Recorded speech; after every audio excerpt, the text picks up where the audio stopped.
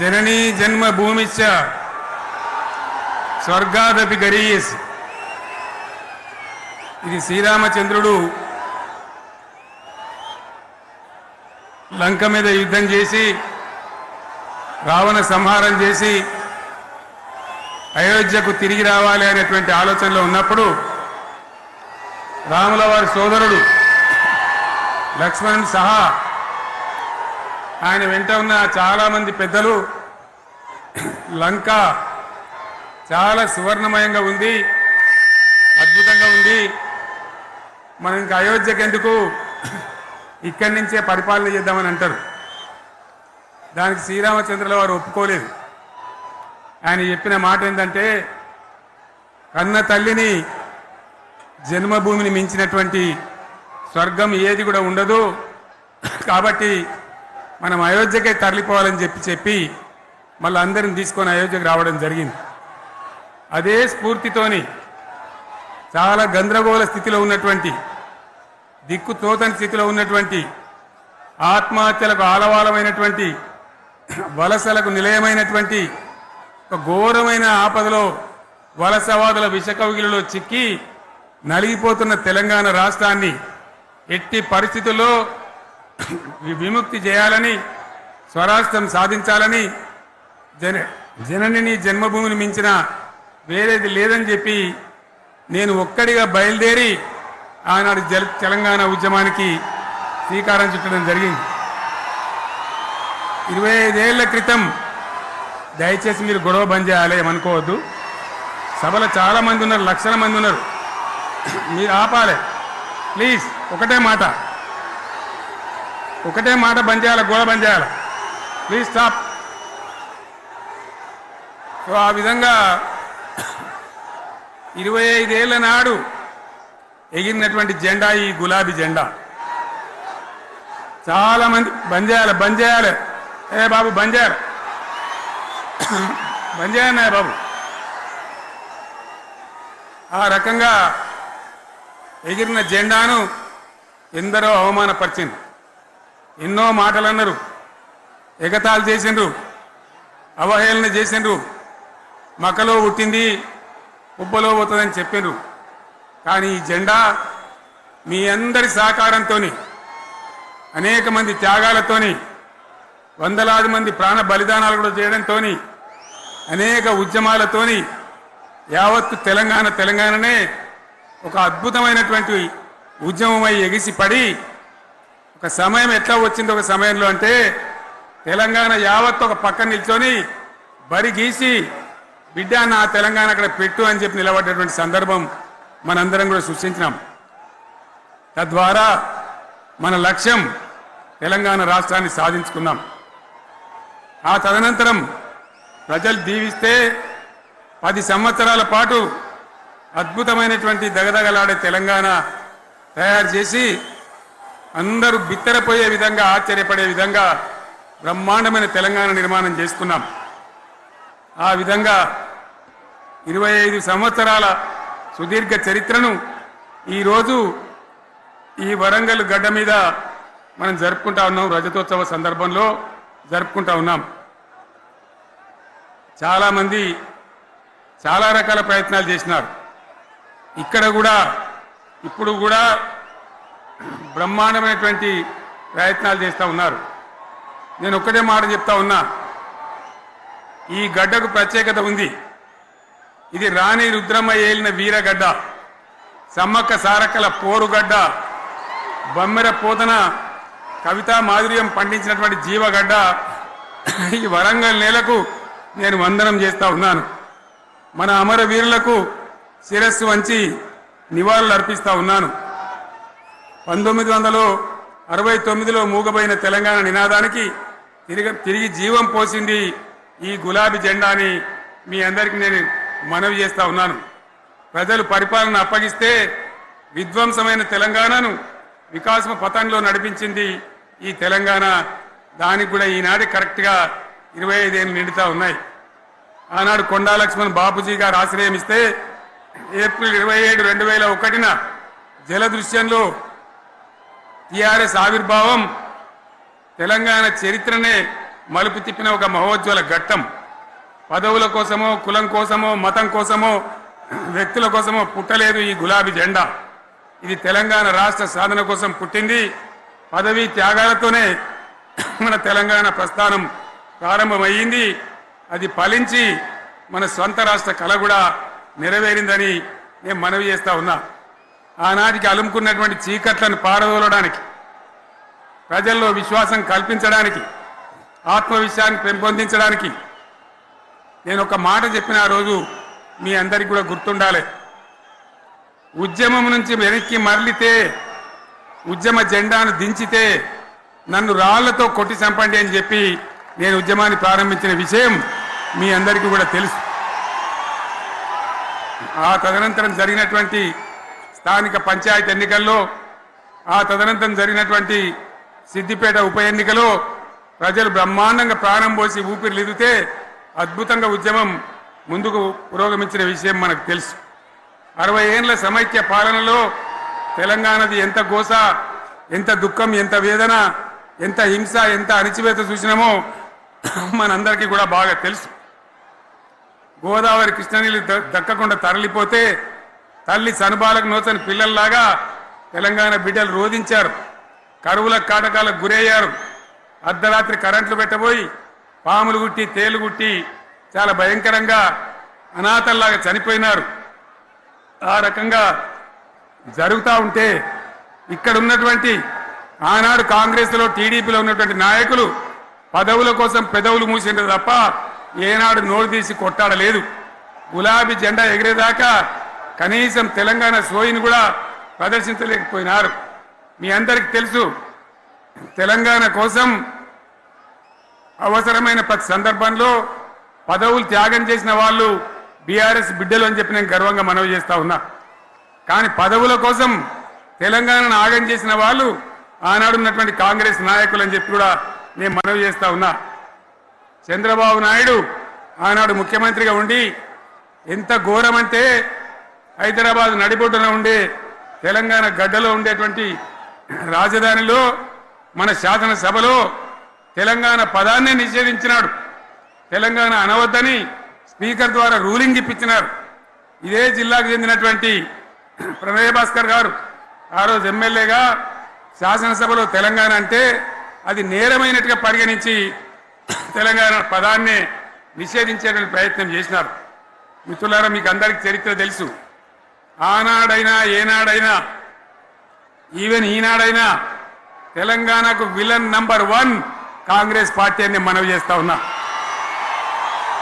మనందరికీ కూడా తెలుసు ఆ విషయం. తెలంగాణ హైదరాబాద్ స్టేట్ పేరుతో ఉన్ననాడు ప్రజలు వద్దంటుంటే కూడా బలవంతంగా తెలంగాణను ఆంధ్రాతో కలిపిన వాళ్ళే. ఏందా బాబు, ఏందా పని లేదా?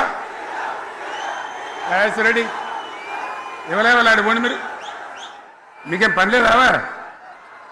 ఈ 10 మంది కాదు కదా, సభ అంతా ఉంది కదా, ఉండండి, కామ్గుండండి, డిస్టర్బ్ చేయదు మీరు. అట్లా బలవంతంగా ఆనాడు ఆంధ్రలో విలీనం చేసింది కాంగ్రెస్ పార్టీ, జవహర్లాల్ నెహ్రూ. 69లో ఉద్యమం వస్తే 400 మంది తెలంగాణ బిడ్డలను పిట్టల్లాగా కాల్చి చంపింది ఇందిరాగాంధీ ప్రభుత్వం, ఆనాడు ఉన్నటువంటి కాంగ్రెస్ పరిపాలన.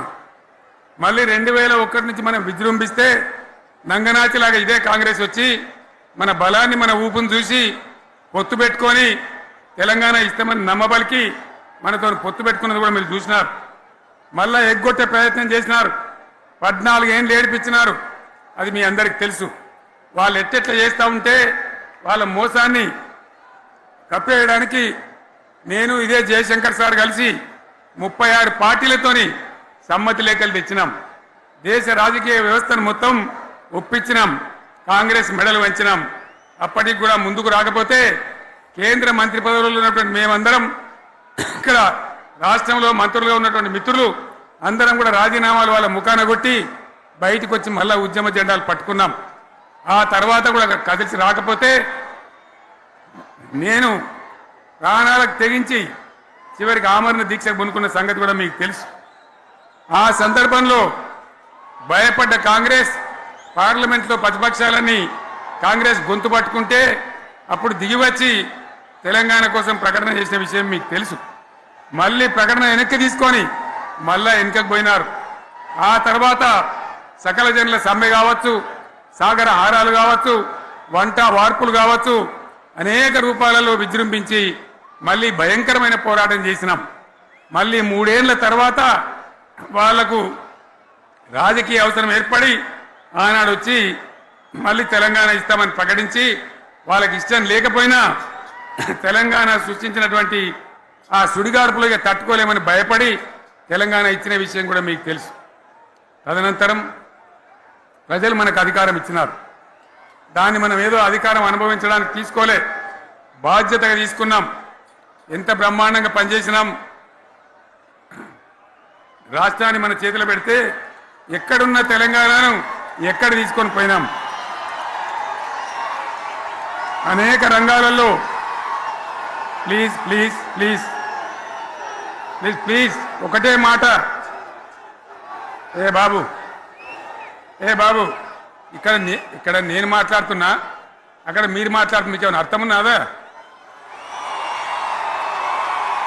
ఏది అర్థం కావాలి ప్రజలకు? ఏం పని లేదావా? ఇదేం పద్ధతి? మీరు పార్టీ కార్యకర్తలేనా? సైలెన్స్ ఉండండి. అంతమంది నన్ను లక్షల మంది మీరు 10 మంది ఏందా ఇక్కడ? 10 నిమిషాలు సైలెంట్గా ఉండలేరా? చివరిలో బాగా చెప్తాం, స్లోగా అద్భుతంగా దుంకుదాం, స్టే ఎత్తు దుంకుదాం. మీరు బాధ్యత చూడాల్సింది ఏంటంటే మీరు అరవడం బంద్ చేయండి. ఇంతమంది ఉన్నారు, ఏం సీఎం పనిలేదా నీకు? మళ్ళీ అందరు ఇళ్లలోకి చేరుకోవద్దా? క్షేమంగా పోవద్దా? ఎక్కడెక్కడి నుంచో దూరం నుంచి వచ్చిన వాళ్ళు ఉన్నారు. 10 నిమిషాలు మీరు సైలెంట్గా ఉండండి. ముందరున్న వాళ్ళు 10 ఏళ్ల బీఆర్ఎస్ పాలనలో ఎక్కడున్న తెలంగాణ ఎక్కడికి పోయింది? ఎన్ని రంగాలలో ఎన్ని అవార్డులు వచ్చినాయి? ఎన్ని అద్భుతమైన పనులు చేసి చూపెట్టినాం. తెలంగాణ అంటే ఒకప్పుడు వెనుకబడ్డ ప్రాంతం, ఎగతాళి చేయబడ్డ ప్రాంతం, పనికిమాలిన ప్రాంతం అని పేరు పెట్టిన ప్రాంతం. కానీ ఎన్ని రంగాలు, తలసరి ఆదాయాన్ని బ్రహ్మాండంగా పెంచినాం. 90,000 ఉన్న తలసరి ఆదాయాన్ని 3.5 లక్షల పైచీలకు పెంచుకున్నాం. జిఎస్డిపిని దేశంలో నంబర్ 1 స్థానానికి తీసుకెళ్లినాం. తెలంగాణలో బ్రహ్మాండంగా పెండింగ్ ప్రాజెక్టులన్నీ కూడా కంప్లీట్ చేసుకున్నాం. కల్వకుర్తి కావచ్చు, నెట్టెంపాడు కావచ్చు, భీమా కావచ్చు, ఎల్లంపల్లి కావచ్చు, మిడిమానేరు కావచ్చు, అక్కడ మేఘాల మీద పనిచేసి దాన్ని అంతా కూడా కంప్లీట్ చేసి ఒక్క పాలమూరు జిల్లాలోనే 10 లక్షల ఎకరాలకు సాగునీళ్ళు ఇచ్చుకున్నాం. బ్రహ్మాండమైనటువంటి ఇరిగేషన్ ప్రాజెక్టు కంప్లీట్ చేసుకున్నాం. 3.5 లక్షల టన్నుల వడ్లు పండించే స్థాయికి తెలంగాణను తీసుకొని పోయినాం. వరంగల్ గడ్డ కోసం, ఇదే జిల్లా కోసం పెండింగ్లో ఉన్న దేవాదుల ప్రాజెక్టును కంప్లీట్ చేసి ఈ గడ్డకు నీళ్లు తెచ్చుకున్నాం. 3 ఏళ్లలో కాళేశ్వరం ప్రాజెక్టు కట్టుకున్నాం. వాగుల మీద, వంకల మీద చెక్ డ్యాములు కట్టుకున్నాం. మిషన్ కాకతీయ పేరు మీద చెరువులన్నిటి పూడికలు తీసుకున్నాం. ఒక అద్భుతమైన తెలంగాణను తయారు చేసుకున్నాం. పడావు భూములన్నీ పంట పొలాలుగా మార్చుకున్నాం. ఆనాడు బీఆర్ఎస్ పాలనలో చెరువుల నిండా జలరాశులు, రైతుల కళ్ళాల నిండా ధాన్య రాశులతోని బ్రహ్మాండంగా తెలంగాణ అద్భుతంగా పురోగమించిన విషయం మీకు తెలుసు. పంజాబ్ను తలదన్నే పంటలు పండించిన విషయం కూడా మీ అందరికీ తెలుసు అని నేను మనవి చేస్తా ఉన్నా. రైతు కష్టమేందో నాకు తెలుసు. నేను స్వయంగా రైతును కాబట్టి రైతాంగాన్ని కడుపులో పెట్టి చూసుకున్నాం. మీ అందరికి ఒక మాట చెప్తా ఉన్నా. ఈ దేశంలో షేర్షా సూరి అని ఒక రాజు ఉండే. ఆయన కాలంలోనే రెవెన్యూ సంస్కరణలు తెచ్చినారు. నేను చెప్పే మాట మంచిగా వినాలి మీరు. చరిత్ర పొడుగుతో చూస్తే షేర్షా సూరి నుంచి స్వతంత్ర భారతం వచ్చిన తర్వాత ప్రజాస్వామ్య ప్రభుత్వాలు కూడా రైతుల దగ్గర రకరకాల శిస్తులు వసూలు చేసినారు. రైతుల దగ్గర డబ్బులు వసూలు చేసినారు. తహసీల్ రకాలు వసూలు చేసినారు. నీటి తీరువాలు వసూలు చేసినారు. కానీ రైతును చూడాలని వాడు అందుకోలే. భారతదేశంలోనే ఎక్కడ కూడా లేని స్కీమ్. నన్ను వాళ్ళు అడగలే, ఎలక్షన్లలో చెప్పలే. నాకు నేనుగా ఆలోచించి, ప్రభుత్వమే ఆలోచించి రైతు బంధు పథకాన్ని తెచ్చినాం. చాలా బ్రహ్మాండంగా రైతు బంధు పథకాన్ని అమలు చేసినాం. రైతాంగానికి ఎటువంటి కరెంట్ ఇచ్చినాం, ఎంత అద్భుతమైన కరెంట్ ఇచ్చినాం. ఆంధ్ర వలసవాద ముఖ్యమంత్రులు ఏం మాటలు మాట్లాడినారు. తెలంగాణ వస్తే కారు చీకట్లు అవుతాయి, మీకు కరెంటే రాదు, మీకు పంటలు పండియే రాదని చెప్తే వాళ్ళ నోర్లు మూయించేలాగా ఉత్తమమైనటువంటి ట్రాన్స్ఫార్మర్ కావాలన్నటువంటి మోటార్లు కావాలన్నటువంటి నాణ్యమైన కరెంటును 24 గంటలు సప్లై చేసినాం. రైతు ఇంట్లో కూర్చుంటే పొలాల కడ బోర్లు దుంకినాయి, మీరందరూ కళ్ళాడ చూసినారు. నాకంటే ఆ విషయం మీకే ఎక్కువ తెలుసు. అదేవిధంగా రైతులు చనిపోతే 2 ఎకరాలు 3 ఎకరాలు ఉన్న రైతులు ఏముంటుంది, వాళ్ళకి ఆదాయం ఉండదు. వాళ్ళు చస్తే బీఆర్ఎస్ రాకముందు పట్టించుకున్న నాతులు లేడు. అదే బీఆర్ఎస్ వచ్చిన తర్వాత రైతు బీమా ఇచ్చి వాళ్ళు చనిపోయినాక 8 రోజుల్లోనే వాళ్లకు రైతు బీమా అందే విధంగా ఆనాడు చర్యలు తీసుకున్నాం.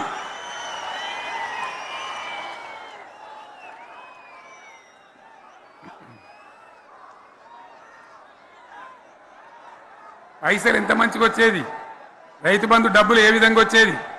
శనుకులు పడుతుంటే చకాచక వచ్చి బ్యాంకులలో డబ్బులు పడి రైతుల సెల్ ఫోన్లు మోగుతుండే.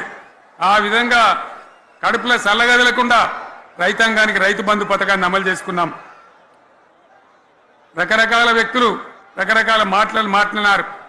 జై కిసాన్ జై జవాన్ అన్నారు తప్ప వాళ్ళ సంక్షేమం ఏ ప్రభుత్వం కూడా చూడలేదు. అదేవిధంగా ధాన్యం రైతులు పండిస్తే కొన్ని 100 కోట్ల రూపాయలు ప్రభుత్వానికి నష్టం వచ్చినా ఏ విధంగా ధాన్యం కొన్నామో, ధాన్యం ఎంత బాగా కొన్నామో, వడ్లు కొంటే 3-4 రోజులనే డబ్బులు రైతుల ఖాతాలో ఎట్లా చేసినామో అవన్నీ కూడా యావత్ తెలంగాణ ప్రజలకు మీకు తెలుసు. అంతకుముందు మధ్య దళారుల పాలు ఎన్నో రకాల బాధలు, 7,500 కొనుగోలు కేంద్రాలు పెట్టి ధాన్యం ఎట్లా వేసినామో కూడా మీ అందరికీ బాగా తెలుసు. మరి ఇదంతా కూడా బ్రహ్మాండంగా జరిగింది.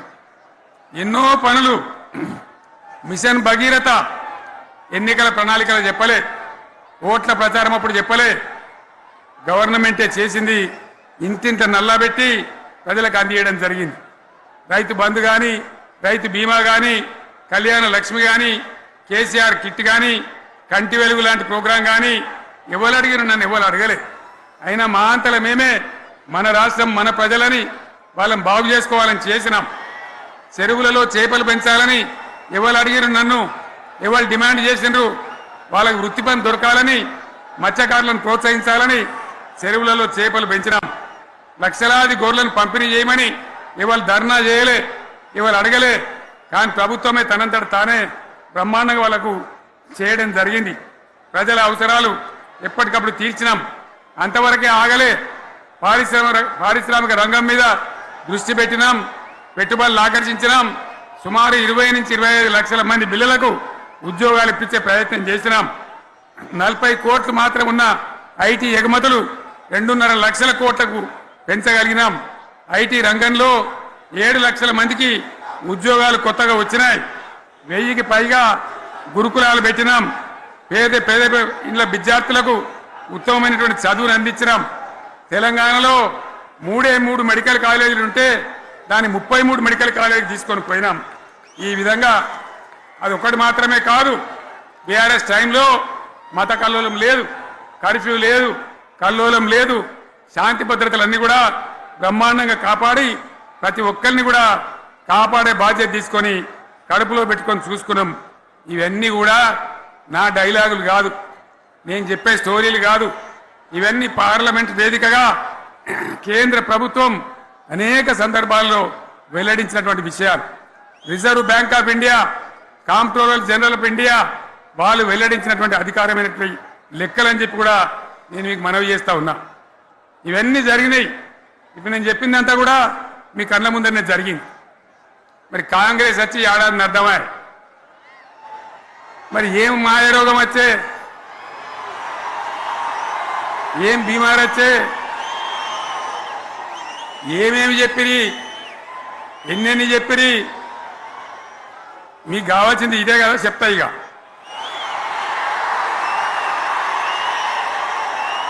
వాళ్ళ కథ చెప్పే ముందు మన కథ కూడా చెప్పాలి కదా.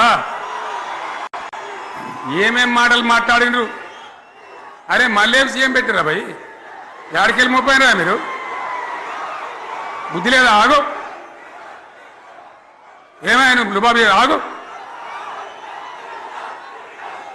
వద్దంటే మళ్ళీ ఏందండి? ఇవాళ రాజశేఖర వాళ్ళు అది మనోడేనా?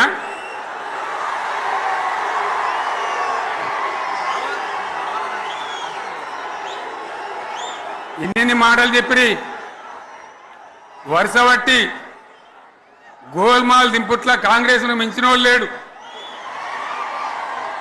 అబద్ధాలు చెప్పుట్ల కాంగ్రెస్ను మించిన వాళ్ళు లేడు. ఎన్ని చెప్పిరి ఇక్కడ ఉన్నోళ్ళు జాలరని ఉన్న గాంధీలు లేని గాంధీలు డూప్లికేట్ గాంధీలు అంతా ఢిల్లీకి వెళ్ళి కూడా దిగిరి, చప్పట్లు కొట్టి డాన్సులు చేసి స్టేజీల మీద. ఒకటి చెప్పిండ్రా? ఏమిత్తాడా కేసీఆర్? రైతు బంధు 10,000 ఇస్తాడు, మేము 15 ఇస్తాం చెప్పిండ్రా? చెప్పిండ్రా లేదా? చెప్పిండ్రా? ఇచ్చుడు కాదు, చెప్పిండ్రా? 10,000కు 15,000 ఇస్తామని అన్నారా? కేసీఆర్ పెన్షన్లు 2,000 ఇస్తాడు, మేము 4,000 ఇస్తాం చెప్పిండ్రా? ఇంకేం చెప్పిండ్రు? కేసీఆర్ ఇంట ఇద్దరుంటే ఒక్కరికే ఇస్తాడు, మేము ముసలోనికి 2 ఇస్తాం చెప్పిండ్రా? చెప్పిండ్రా లేదా? అన్న మీరు మధ్యన్న వాళ్ళు చెప్తలేరు, చెప్పిండ్రా? ఇవన్నీ కాంగ్రెస్ వాళ్ళు చెప్పిండ్రా? చెప్పిన వాళ్ళు ఒకసారి చేయలేవటారు దయచేసి.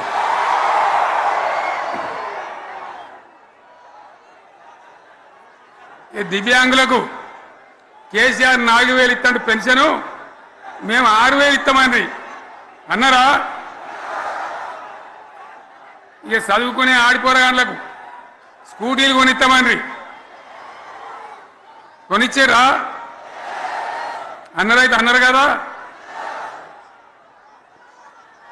విద్యార్థులకేమో విద్యా కార్డు ఇస్తామండ్రి, 5 లక్షల గ్యారంటీ కార్డు, బ్యాంక్ కార్డు ఇస్తామండ్రి. ఇట్లా ఎన్ని మాటలు చెప్పాను. ఇక ఉరుకురి ఒకరినికోడు ఉరుకురి 2 లక్షల లోన్ తెచ్చుకొని డిసెంబర్ 9 నాడే కథం, ఒక కలంపోటుతోనే కథం అన్నరా? అన్నరా? మరి చేసిండ్రా? చెయ్యలే.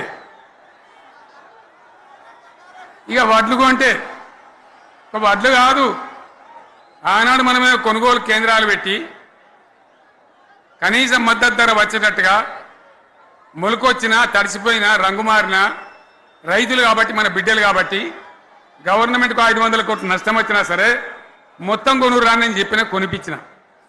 బాధ కాలే. వాళ్ళేం చెప్పిండ్రు?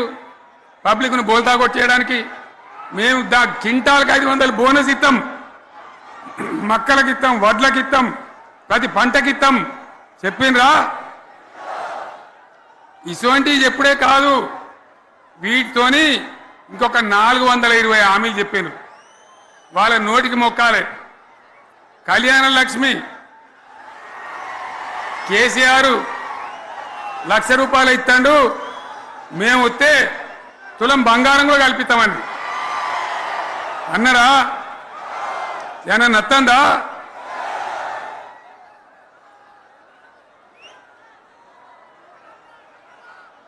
ఇక హామీలు ఇచ్చుడు కాదు, పెద్ద పెద్ద బుక్కులు వంచి ఊరూరికి వంచారు.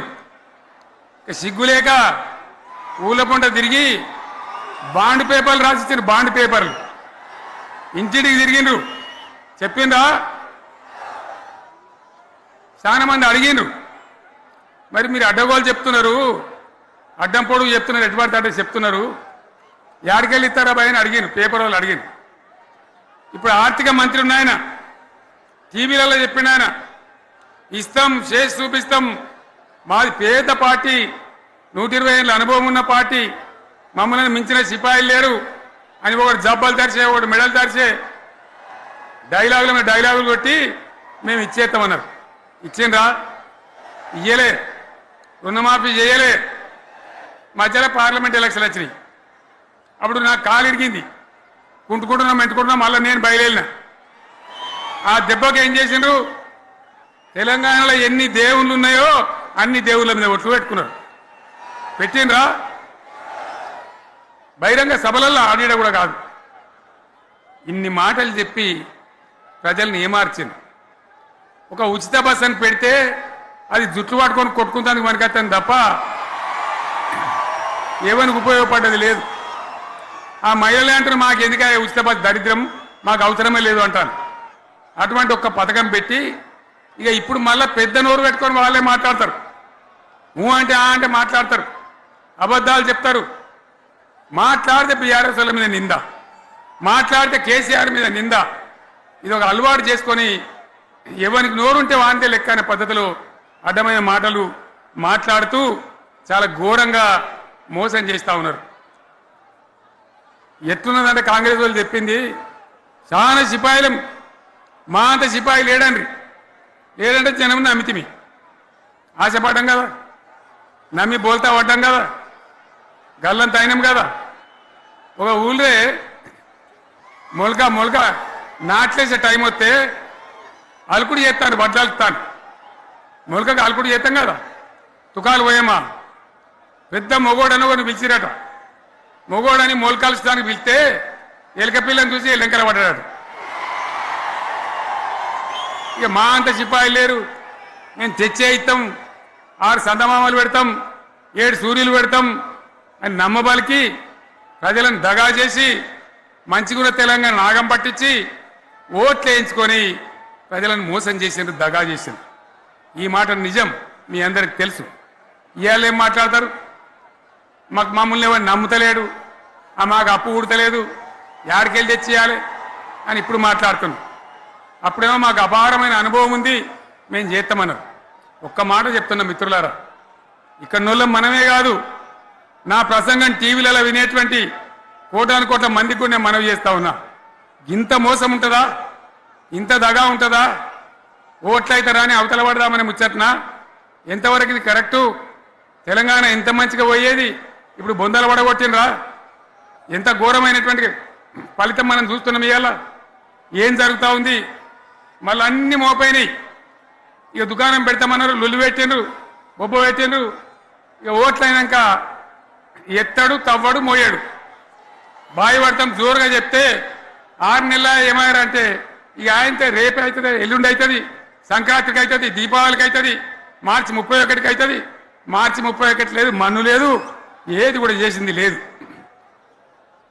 మొత్తం ఆర్థిక పరిస్థితిని దెబ్బతీసింది తెలివి తక్కువ పనితోని అవివేకం వల్ల అజ్ఞానం వల్ల పరిపాలన చేయరాక సర్వనాశనం చేసింది రాష్ట్ర ఆర్థిక పరిస్థితి ఎంత మంచిగుండే ఎంత బాగా పోతా ఉండే మేము కష్టపడి కడుపు కట్టుకొని నోరు కట్టుకొని సంవత్సరానికి 10 నుంచి 15 వేల కోట్ల ఆదాయం పెంచినాం అనేక రివ్యూ మీటింగులు చేసినాం ఎంత బాగా తీసుకొని పోయినాం తెలంగాణను ఎట్లా తయారు చేసినాం ఆ విధంగా తీసుకొని పోయినాం ఇవాళ ఒక్క మాట మీరు అందరూ ఆలోచన చేయాలి ఇక్కడ ఉన్న వాళ్ళు కానీ నా మనసు బాధ అవుతుంది నా మనసు కాలుతుంది ఇబ్బంది అవుతుంది నా కళ్ళ ముందటనే తెలంగాణ ఇట్లా కావడం నాకు దుఃఖం కలిగిస్తూ ఉంది నేను ఆవేదనతో చెప్తున్నా ఈ మాట ఒక్క మాట మీరు అందరూ ఆలోచన చేయండి తెలంగాణలో భూముల ధరలు ఎట్లుండే కేసీఆర్ ముఖ్యమంత్రి ఉన్నప్పుడు బీఆర్ఎస్ రాజ్యం చేసినప్పుడు భూముల ధరలు ఎట్లుండే ఆనాడు కొనేటోళ్ళు ఎక్కువ ఉండిరి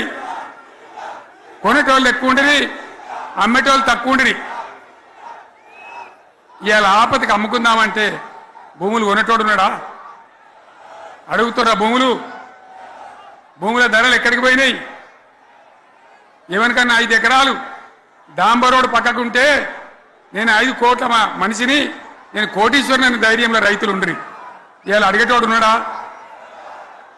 ఉన్నదా ఒక్కటే ఏడాదిలో గింత గల్లంత అవుతుందా కేసీఆర్ పక్కకు పోగానే ఇంత ఆగమవుతుందా ఇంకో మాట నేను అడుగుతా ఉన్నా కరెంటును 35 ఏళ్ళు బాధపడ్డాం నా బావి కాడ కూడా మోటార్లు కాలిని బీఆర్ఎస్ వచ్చినాక నేను ముఖ్యమంత్రి అయినాక ఒక్కటే ఏడాది బావులా దాన్ని చక్కగా చేసి 24 గంటల కరెంటు ఇయ్యలే నడవలే రెప్పపాటు కూడా కరెంటు పోకుండా 24 గంటల కరెంటు తేలేదా మరి మా అంత సిపాయి లేరంటే కేసీఆర్ మంచిగా ఇచ్చిన కరెంటు మీకెందుకు ఇయ్యే శాతం అయితే లేదు అని చెప్పి నేను అడుగుతా ఉన్నా.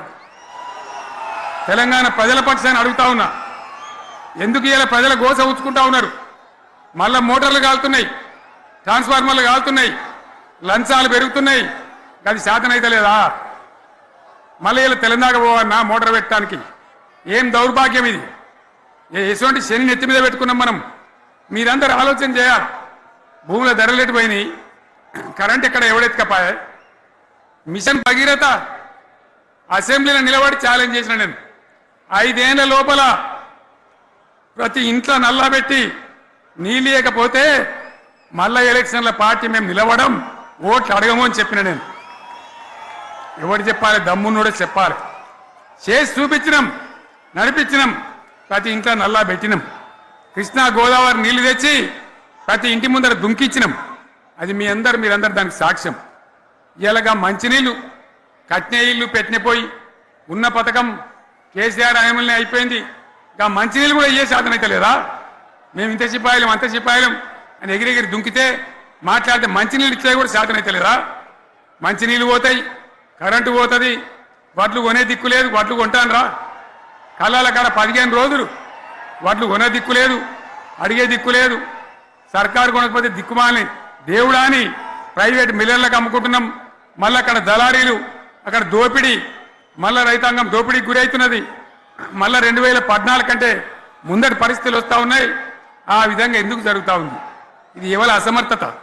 కాంగ్రెస్ ప్రభుత్వం యొక్క అసమర్థత కాదా? ఈ కాంగ్రెస్ కాటేయడం కాదా? నేను ఒక్కటే మాట మిమ్మల్ని కోరుతా ఉన్నా, ప్రజలకు నేను అడుగుతా ఉన్నా. పేదలు గుడిసెలు వేసుకుంటారు, ప్రభుత్వ జాగాలలో పాపం తెలిసి తెలియక కొన్ని వేసుకుంటారు. బీఆర్ఎస్ గవర్నమెంట్లో హైదరాబాద్తో సహా వరంగల్తో సహా అనేక పట్టణాలలో అనేక ప్రాంతాలలో రాష్ట్ర వ్యాప్తంగా లక్షలాది మందికి మేము పట్టాలు ఇచ్చినాం. బుల్డోజర్లు పెట్టి జేసీబీలు పెట్టి మేము చెరువులలో పూడికెళ్ళి తీస్తే వీళ్ళేమో హైడ్రా అని మన బొందా అని పెట్టి పేదల ఇండ్లు కూడా కొడతా ఉన్నారు. ఆనాడు చెరువు పూడికెళ్ళి తీసిన బుల్డోజర్లు ఇలా పేదల ఇండ్లు కూడా కొడతా ఉన్నాయి. ఇవన్నీ మనం చూస్తూ ఉన్నాం. చూసి మౌనంగా ఉందామా, కొట్లాడదామా, ఏం చేద్దాం అనేది మనం ఆలోచించే సమయం వచ్చింది. దేశాన్ని నంబర్ 1 స్థాయిలో నిలబెడితే ఇవాళ 14వ స్థాయికి 15వ స్థాయికి తీసుకొని పోయినారు. నా కళ్ళ ముందన్న గిట్ల జరుగుతుంది, ఇంత మాయల్యమే అవుతుంది, ఇంత మోసం చేస్తారని నేను కూడా అనుకోలే. ఇలా చాలా బాధ కలుగుతూ ఉంది, చాలా దుఃఖం కలుగుతూ ఉంది. ఇంకా ముందరికి పోవాల్సిన తెలంగాణ ఇలా వెనుకకి అయిపోతున్నా ఉన్నది. మళ్ళా ఎవరు దీనికి కారణం? ఈ దుర్మార్గులు కాదా? నిలబెట్టి ఖచ్చితంగా అడగాల్సిన అవసరం ప్రజలకు లేదా? అడగాలి. ఎందుకోసం? టైం ఇవ్వాలని మేము కూడా టైం ఇచ్చినాం. ఏమంటారు? మీకేసినట్టు మాకేసినరా ఓట్లు, మాకు ఏడాదైనా టైం ఇయ్యరా, ఏడాది అర్థమైన టైం ఇయ్యరా, మీకు కన్నేరురా అని అంటారు. కాబట్టి నేను నోరు తెరవలే, బయటికి రాలే. కృష్ణా జలాల మీద గడబడి జరిగితే ఒక్కసారి అక్కడ నాయకులు తీరికపోతే నల్లగొండలో పోయి ఒక గర్జన చేసి వచ్చినా కానీ నేను ఎక్కడ బయటికి రాలే, మాట్లాడలే. కానీ ఏడాది అర్థం అయిపోయింది, ఇంకేం పాడైంది? పువ్వు పుట్టంగానే పరిమళిస్తుంది అన్నట్టు ప్రభుత్వం కథ తెలియదా? ఇంకేమన్నా వీళ్ళకి టైం ఎక్కడిది? వీళ్ళు ఏం చేస్తారు? చివరి 6 నెలలు అయితే ఎలక్షన్ అయినాయి. వీనికి ఉన్న టైమే 2.5 ఏళ్ళు. ఈ 2.5 ఏళ్ళలో వీళ్ళు చేస్తారు, మనం బతికి ముందర పడతామా? అందుకోసం ప్రజానీకం, మేధావులు, తెలంగాణ ప్రజలు దయచేసి అందరూ ఆలోచన చేయాలి. ప్రతి వాళ్ళు కూడా ఆలోచన చేసి దీనికి పరిష్కారం ఏందో కనుక్కోవాలి. మేధావితో పనిచేయాలి, ఆవేశంతో కాదు. ఆవేశంతో మనం నినాదాలు ఇస్తే కాదు, ముళ్ళును ముళ్ళుతోనే తీయాల. యాడ ఒడగొట్టుకున్నామో గాన్నే వెతకాలి, ఎక్కడ జారిపోయిందో ఆన్నే మళ్ళీ దొరకబట్టాలి. ఆ నైపుణ్యం, ఆ స్థాయి ఇవాళ రావాలి. మళ్ళీ ఇప్పుడు ఏం చేస్తారు? మాట్లాడితే బీఆర్ఎస్ మీద బదనం, ఇక వశమైతే లేదు రాని భూముల అమ్మకానికి పెడతామంటు. అమ్మచ్చు, అత్యవసరమైతే కొన్ని అమ్మచ్చు. ప్రజలకు అవసరం లేని ఉంటే, విలువ వచ్చేది ఉంటే ప్రజల పనుల కోసం కొన్ని అమ్మచ్చు. కానీ ఏదమ్మాలి ఏదమ్మద్దని విచక్షణ ఉండాలి కదా. యూనివర్సిటీలు అమ్ముతారా? ఇవాళ హైదరాబాద్ యూనివర్సిటీ అమ్ముతున్నారు, రేపు ఉస్మాన్ యూనివర్సిటీ అమ్ముతారు, మీ విలువైన భూములనే అని ఇట్లా కథం పట్టుకుంటూ పోతే ఏమైనా మిగులుతుందా? కాబట్టి ఇది పద్ధత, ప్రభుత్వం నడిపించే విధానమా, వీళ్ళు ఏ విధంగా గోల్మాల్ దింపుతున్నారో దయచేసి ఆలోచించాలని చెప్పి నేను మీ అందరిని కూడా కోరుతా ఉన్నా. ఒక్కొక్క ట్రిప్పు నేను యాదగిరి గుట్టకు పోతే అలా ఎకరానికి 10 లక్షల వాల్యూ పెరుగుతుండే. మరి ఇవాళ ఏమవుతా ఉంది, ఇవాళ ఏం జరుగుతూ ఉంది, మీరందరూ కూడా ఆలోచన చేయాలని కోరుతా ఉన్నా. ఇవాళ రాజ్యం నడపచేతగాక ఎల్లెంకల పడి రాష్ట్రాన్ని ఆర్థికంగా దివాలు తీసి పిచ్చి పనులన్నీ చేసి ఇవాళ అడ్డం పొడుగు మాట్లాడుతూ ఉన్నారు. అన్ని రంగాలలో ఫెయిల్ అయిపోయింది. ఏ ఒక్క ఈ హుస్నాబాద్ ఇప్పుడు నేను రాగా చూసుకుంటూ వచ్చిన ఆనాడు కష్టపడి ఈ హరీష్ రావు ఇరిగేషన్ మంత్రిగా ఉన్నప్పుడు ఇలా గౌరెల్లి ప్రాజెక్టు కట్టాం. 90% పూర్తయింది. గౌరెల్లి ఇరిగేషన్ ప్రాజెక్టు ప్రజలకు సంజాయించి భూములు తీసుకొని ఆనాడు తిరిగి 90% పూర్తి చేసినాం. ఏడాది అర్థమైతే కట్టడి మన్ను తీస్తాను రా. పాలమూరు పథకం 80% కంప్లీట్ అయింది. ఎందుకు దాన్ని పెండింగ్లో పెడుతున్నారు? ఎందుకు దాన్ని పూర్తి చేస్తలేరు? ఈ విధంగా చిన్న మాట, చాలా చిన్న మాట. కేసీఆర్ కిట్టు పెట్టినాం, లక్షాధికారుల కోసం పెట్టినాం, కోటీశ్వర్ల కోసం పెట్టినాం. ఎవరి కోసం పెట్టినాం కేసీఆర్ కిట్టు? పేద ప్రజల కోసం, గ్రామీణ ప్రాంతాల్లో ఉండేటువంటి పేద ప్రజల కోసం పెట్టినాం. ఆడపిల్లగానే 13,000 ఇచ్చినాం, మగ పిల్లగానికైతే 12,000 రూపాయలు ఇచ్చినాం. ఆ వాహనాలు పెట్టి, అమ్మఒడి వాహనాలు పెట్టి వాళ్ళని తీసుకెళ్లి ప్రసవాలు చేయించి వాళ్ళకి మందులు ఇచ్చి ఫ్రీగా ఉచితంగా చేసి బ్రహ్మాండంగా ప్రసవం చేయించి మళ్ళీ ఇంటికాడ దించినాం. గది బంద్ చేస్తారా ఎవరన్నా? ఎందుకు బంద్ చేయాలి? ముఖ్యమంత్రులుగా పనిచేసే వాళ్ళకు గాంభీర్యం ఉండాలి, ధైర్యం ఉండాలి. రాజశేఖర రెడ్డి అనే ముఖ్యమంత్రి ఉండే, నేను చెప్తా ఉన్నా మీ ముందు ఇయ్యాల. ఆయన ఆరోగ్యశ్రీ అని ఒక పథకం తెచ్చిండు. నేను ముఖ్యమంత్రి అయిన తర్వాత అడిగిన, హెల్త్ డిపార్ట్మెంట్ని పిలిచి అడిగిన, ఇది ఏం పథకమా, బాగుందా అంటే సార్ మంచిగుంది, ప్రజలకు లాభం అవుతుందని చెప్పింది. నేను చెప్పిన ఆ పథకాన్ని అట్లే పెట్టండి, ఆ పథకాన్ని మార్చకండి, ఆ పథకం అట్లే ఉండాలని చెప్పిన.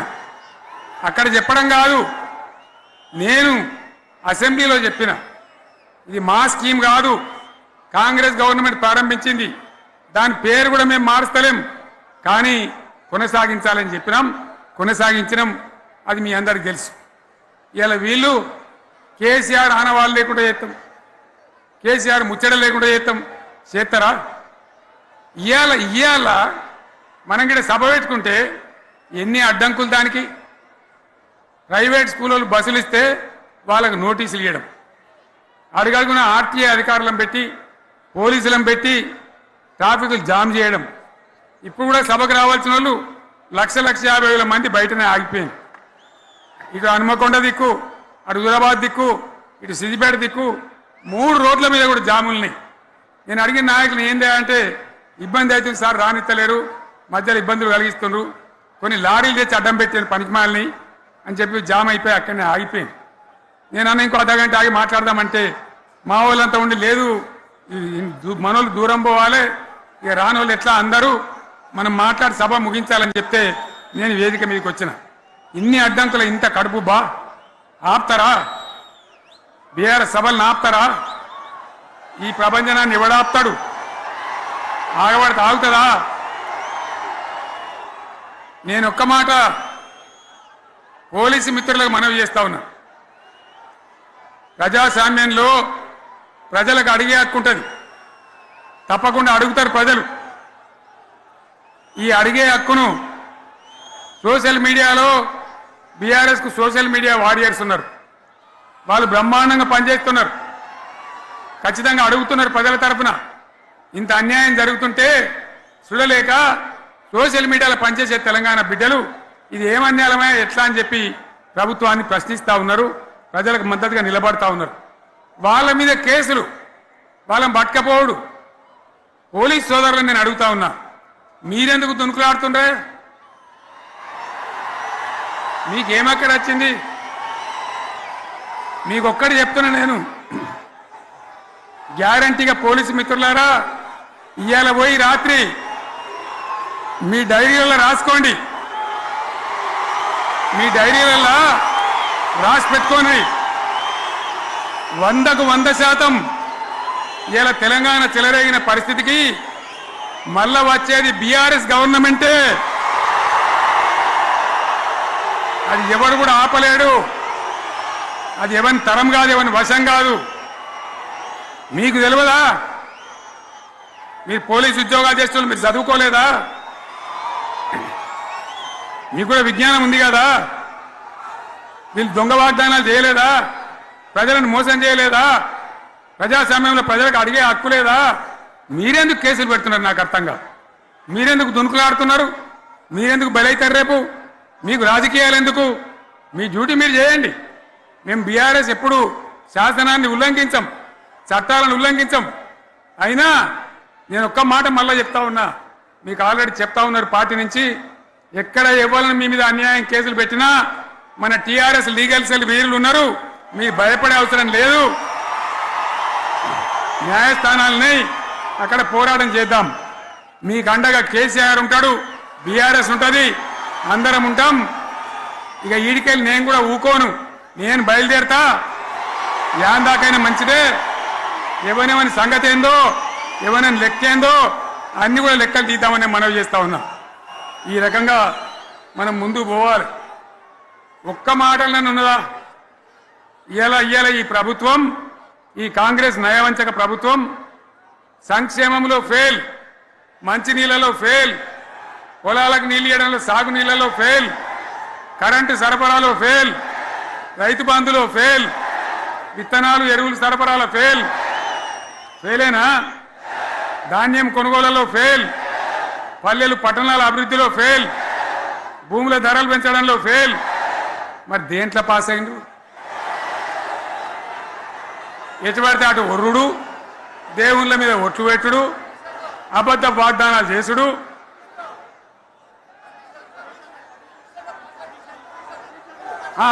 కమిషన్ అట 20-30% కమిషన్లు తీసుకున్నాడు, సంచులు నింపుడు, సంచులు మోసుడు. అంతేనా? కరెక్టేనా ఈ మాట? అన్నా కరెక్టేనా? నేను చెప్పి అన్ని ఫెయిల్ అయిందా ఈ ప్రభుత్వం? నిజమైతే ఒకసారి చేతులు లేవటరు దయచేసి. స్టేజ్ మీద లేవటరా? ఫెయిలేనా? ఈ మాట 20% 30% కమిషన్లని నేను అంటలేను. ఎవరన్నారు?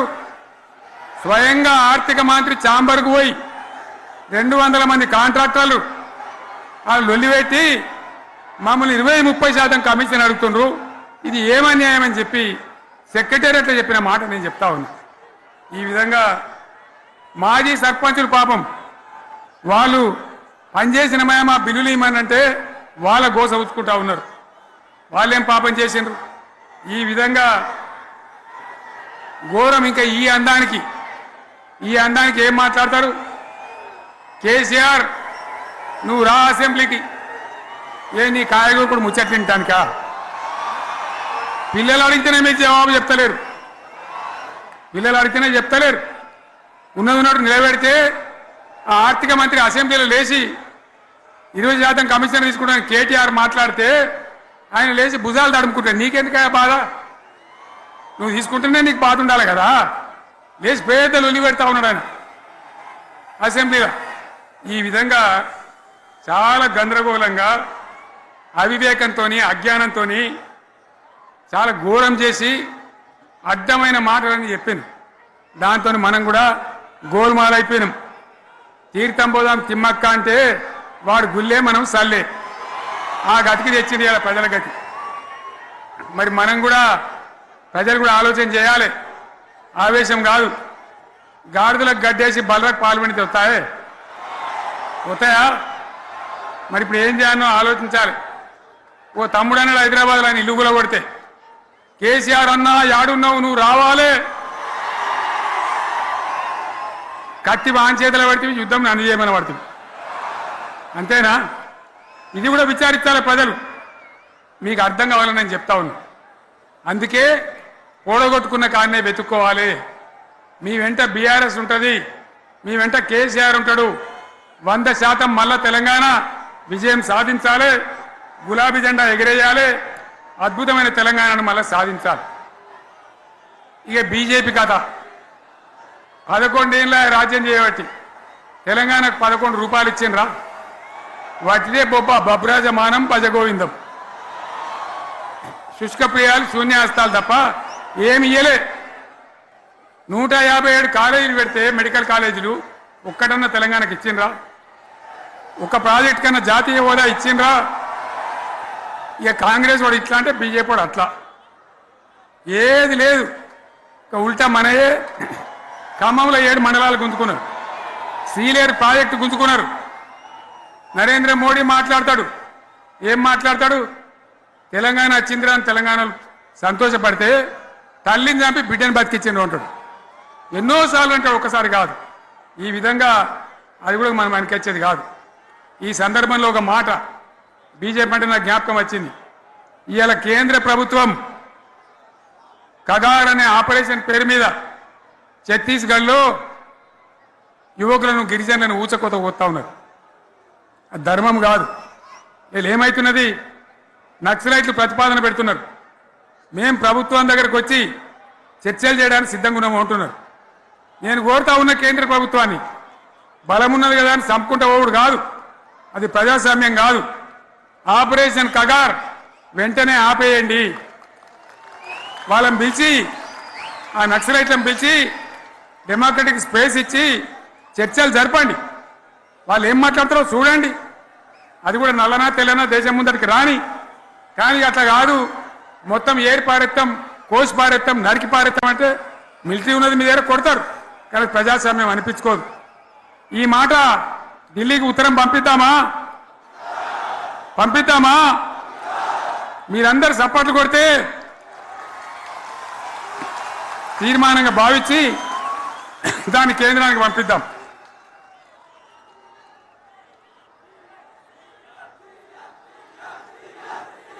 ఇక్కడ 30 లేదు.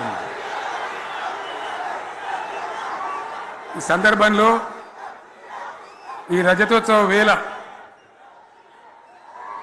నేను మీ అందరికీ, ఇక్కడ ఉన్న వాళ్ళకు, సభలో లేని వాళ్లకు, టీవీలో నా మాటలు వినే వాళ్లకు, యావత్తు తెలంగాణ సమాజానికి బీఆర్ఎస్ గులాబీ జెండా రజతోత్సవ శుభాకాంక్షలు మరొకసారి తెలియజేస్తూ, మీరందరూ కూడా ధైర్యంగా ఉండండి.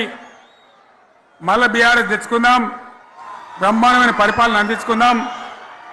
వీళ్ళు జరగొచ్చేవన్నీ మళ్ళీ మంచిగా చేసుకుందాం, బ్రహ్మాండంగా ముందుకు పోదాం, పురోగమించుదాం. ఒక అద్భుతమైన తెలంగాణ, ప్రతి వ్యక్తి ముఖంలో చిరునవ్వులు చిందించే తెలంగాణ తయారు చేసుకుందామని చెప్పి మీ అందరికీ మనవి చేస్తూ, ఇంత పెద్ద ఎత్తున ఈ సభకు గవర్నమెంట్ వచ్చిన ఏడాది నరలోనే మీరు కదిలి వచ్చిందంటే మీరు కూడా ఒక నిర్ణయానికి వచ్చినట్టు కనబడుతూనే ఉంది. ఓట్లు ఎప్పుడు వస్తాయని చూస్తాను.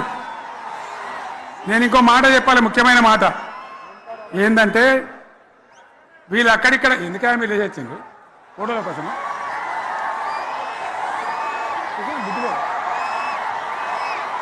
ఒక మాట చెప్పాలి. ఏంటిది? ప్రభాకర్ రెడ్డి అని మా ఎమ్మెల్యే, దుబ్బాక ఎమ్మెల్యే, ఆయనతో ఎవరో హైదరాబాద్లో మాట్లాడితే, అన్న ఇంకా 3 ఏళ్ళు భరించాలన్న ఈ గవర్నమెంట్ అని మాట్లాడింది. ఆయన మాట చెప్పిండు విలేకరులు. అలా చూసారా మా గవర్నమెంట్ పడగొడతారట. మేమెందుకు పడగొడతాం రా భయ్? మాకేమైనా కాల్చేరు గులగుల పెట్టినాయా? మేమా కిరికిరి పని చెయ్యం. బిడ్డ మీరే ఉండాలి, ఓట్లు తీసుకున్నారు, చక్కగా పని చేయకపోతే మీ ఈపులు ప్రజలే సాఫ్ చేస్తారు. అంతే కదా? మేము పడగొట్టాం, మీ గవర్నమెంట్ పడగొట్టాం. ఎందుకంటే మీ సంగతి ఏందో మా సంగతి ఏందో ప్రజలకు పూర్తిగా అర్థం కావాలి. గులాబీ సైనికులకు నాకు ఒక్కటే మాట, మనం ఏనాడు మనం పుట్టిందే పదవులు త్యాగం చేసి, పుట్టిందే రాష్ట్ర సాధన కోసం, స్వార్థం కోసం మనం పనిచేయలే. మీ అందరి నాయకులను, కార్యకర్తలను నేను కోరేది ఒకటే, తెలంగాణ సమాజం అద్భుతంగా పురోగమించేదాకా మనం పనిచేస్తూనే ఉండాలి. గవర్నమెంట్లో ఉన్నా, ప్రతిపక్షంలో ఉన్నా ప్రజల పక్షాన ఉండాలి, ప్రజలకు అండగా ఉండాలి, ప్రజల సమస్యల మీద పోరాటం చేయాలి, వాళ్ళకు అండదండలుగా ఉంటూ పురోగమించాలి. అదే మన కర్తవ్యం. అందులోనే మనకు అన్ని పదవులు వస్తాయి. అది పెద్ద ఇష్యూ కాదు. ఎన్ని వేల మంది మనోళ్ళు ఎంత బ్రహ్మాండంగా ముందుకొచ్చారు. కాబట్టి మీరందరూ కూడా ఆ విధంగా రావాలి. లాస్ట్ మాట, ఈ సభ నిర్వహించినటువంటి మిత్రులు పోచంపల్లి శ్రీనివాసరెడ్డి గారికి, వినయ్ భాస్కర్ గారికి, పెద్ది సుదర్శన్ రెడ్డి గారికి, రవీంద్రరావు ఎమ్మెల్సీ గారికి, వారికి నేను ధన్యవాదాలు చెప్తా ఉన్నా. ఇక్కడ భూములు ఇచ్చి బ్రహ్మాండంగా ఆదరించిన ఈ ఎల్కతుర్తి చుట్టుపక్కల గ్రామాల ప్రజలకు కూడా, రైతులకు కూడా నేను ధన్యవాదాలు తెలియజేస్తా ఉన్నా. ఈ రజతోత్సవ శుభాకాంక్షలు మీ అందరికీ మరొకసారి తెలియజేస్తూ నేను మీరు సెలవు తీసుకుంటా ఉన్నా. జై తెలంగాణ.